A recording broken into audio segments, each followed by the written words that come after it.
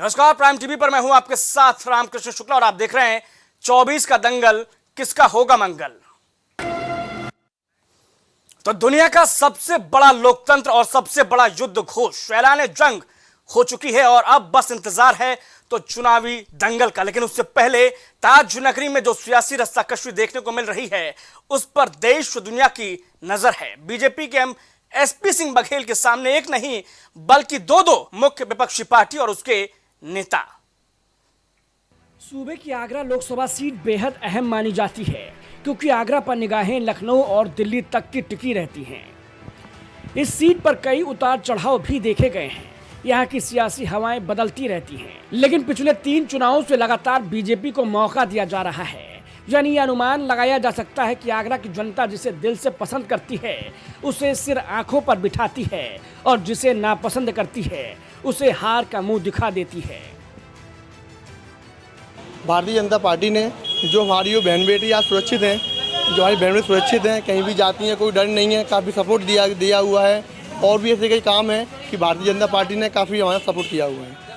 तमाम विपक्ष के लोग भारतीय जनता पार्टी पर सवाल खड़े कर रहे हैं महिलाओं को लेकर, तो किस तरीके से देखते हैं? नहीं, महिलाओं पे तो कोई सवाल नहीं है, बाकी बट हम तो ये चाहेंगे कि भारतीय जनता पार्टी काफ़ी सही है। विपक्ष तो करता ही रहता है ऐसे। मैं उसके साथ दूँ। आज मेरे साथ पूरा देश से मोदी जी हैं, तो आने वाले समय में चाहूँगा मेरे साथ में मोदी रहे, बीजेपी है, बीजेपी रहे। आपके साथ में मोदी जी हैं, उसके लिए आगरा के बदलते सियासी इतिहास की बात करें तो यहाँ पर 1991 से 98 तक बीजेपी का इस सीट पर कब्जा रहा। 1999 और 2004 के लोकसभा चुनाव में समाजवादी पार्टी के राज बब्बर जीते। 2009 और 2014 में बीजेपी के रामशंकर कठेरिया ने जीत दर्ज की। 2019 में बीजेपी ने प्रत्याशी बदल दिया। रामशंकर कठेरिया की जगह एसपी सिंह बघेल को टिकट दिया गया। बीजेपी के बघेल ने सबको चारों खाने चित कर दिया। जनता मन बना चुकी है, इसमें कोई दो राय नहीं है।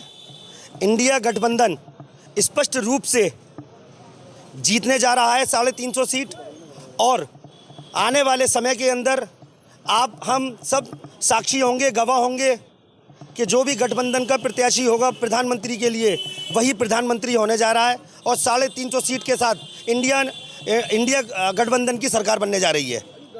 देखिए, दरार आपको कुछ दिनों पहले तक देखने को मिली होगी।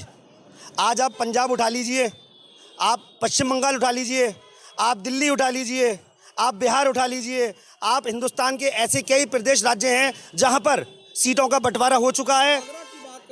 कोई भी जीते। देखिए, देश की जनता बहुत समझदार है और जैसे जैसे लोगों की उम्र बढ़ती है समझदारी भी बढ़ती जाती है। अभी पिछले 10 साल से पूरे देश की जनता ने जो है बीजेपी का शासनकाल देखा, कार्यकाल देखा, किस तरीके से वादे हुए और कितने काम हुए। तो जाहिर सी बात है अब जनता सोच रही है कि परिवर्तन होना भी चाहिए। जिस प्रकार से मौसम बदलता है, गर्मी के बाद सर्दी, सर्दी के बाद बारिश, इसी प्रकार से अगर सत्ता का परिवर्तन होता रहेगा तो जनता का विकास होता रहेगा और अगर परिवर्तन नहीं होगा तो विनाश होगा। आगरा में अगर कास्ट फैक्टर की बात की जाए तो आगरा में कास्ट फैक्टर बहुत अहम भूमिका निभाते हुए नजर आता है।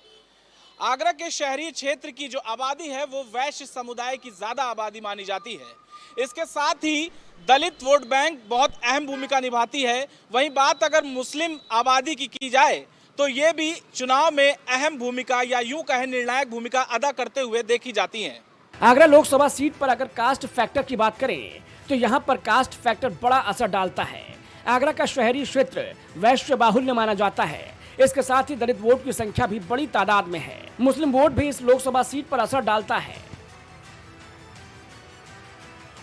यहाँ के जातीय समीकरण की बात करें तो यहाँ करीब 3.15 लाख वैश्य वोटर, अनुसूचित जाति के करीब 2,80,000 वोटर, 2,70,000 मुस्लिम मतदाता, वहीं 1,30,000 बघेल वोटर हैं।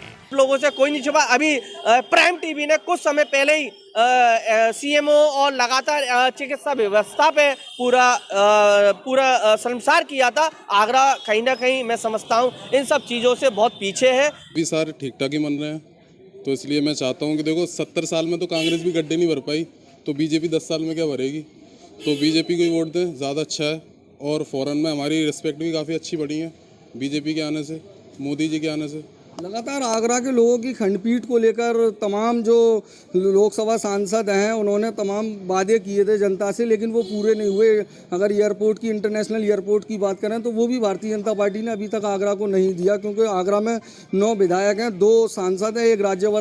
जी सर, धीरे धीरे ही प्रोग्रेस होगा। आगरा में मेट्रो भी बनी है, अभी धीरे धीरे सारे प्रोग्रेस होंगे। समय देखिए, लोगों का साफ तौर से कहना है कि कुछ लोग यहाँ पर भारतीय जनता पार्टी के पक्ष में हैं तो कुछ इंडिया गठबंधन के पक्ष में हैं। लोगों की अलग अलग प्रतिक्रिया भी निकल कर आई है। करीब 19 लाख वोटरों वाली इस लोकसभा सीट को दलित और मुस्लिम वोटरों का गढ़ माना जाता है। हालांकि दलित वोटर होने के बावजूद यहाँ से बसपा को कभी फायदा नहीं मिला। हाँ, इतना जरूर है कि बीएसपी को चुनाव में टक्कर देती हुई नजर आई। राहुल गांधी की भारत जोड़ो न्याय यात्रा यूपी में कुल 7 दिनों तक रुकी थी। अखिलेश और कांग्रेस में 17 सीटों पर जब सहमति बनी, उसके बाद पहली बार अखिलेश और राहुल गांधी आगरा में एक साथ मंच साझा करते हुए दिखाई दिए थे। कहा जा रहा है कि बीजेपी के बघेल कैंडिडेट को टक्कर देने के लिए समाजवादी पार्टी भी बघेल जाति से कोई कैंडिडेट उतार सकती है। वहीं बसपा ने पूजा अमरोही को टिकट देकर इस मुकाबले को त्रिकोणीय बना दिया है। सहयोगी जिशान अहमद के साथ शहबाज खान, प्राइम टीवी। तो आगरा से इस चुनावी पड़ताल में थे, लेकिन फिर हाजिर होंगे किसी और लोकसभा सीट और वहां के चुनावी मुद्दे के साथ। बने रहिए प्राइम टीवी के साथ।